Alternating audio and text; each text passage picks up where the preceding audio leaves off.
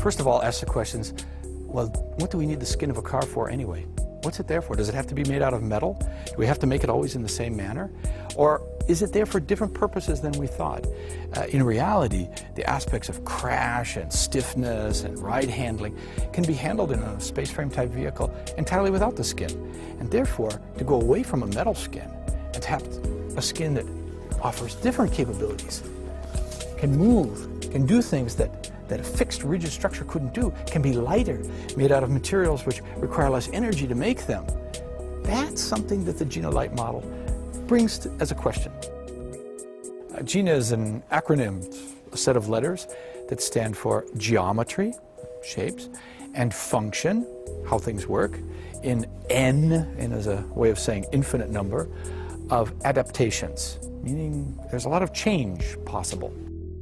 This started a whole chain of ideas within the company here that Gina became not just a model that became a shape or just about cloth as a skin. It became about a thinking process, a philosophy that said, let's do things differently.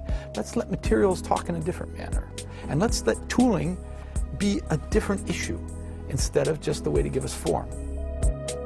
Well, one nice thing about Gina is the materials kind of lead the way. It doesn't take very much and you get an idea exactly what this car is going to be like.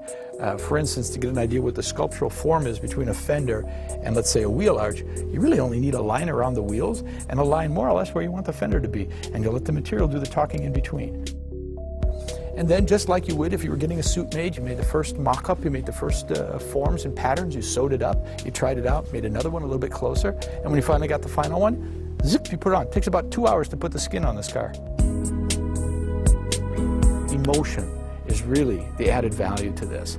I mean, one way is saying you get better function or you get better alternative ways of doing things, but really we want to achieve a higher emotional plane out of this. And then finally, and I think this is to me one of the most importantly, and that is the level of humanistic content that we can bring with Gina in. Gina should be about the human in the loop, the human way of doing things. The Gina philosophy, in its short form, it's about being flexible. Thinking flexible, acting flexible, context over dogma. That's it.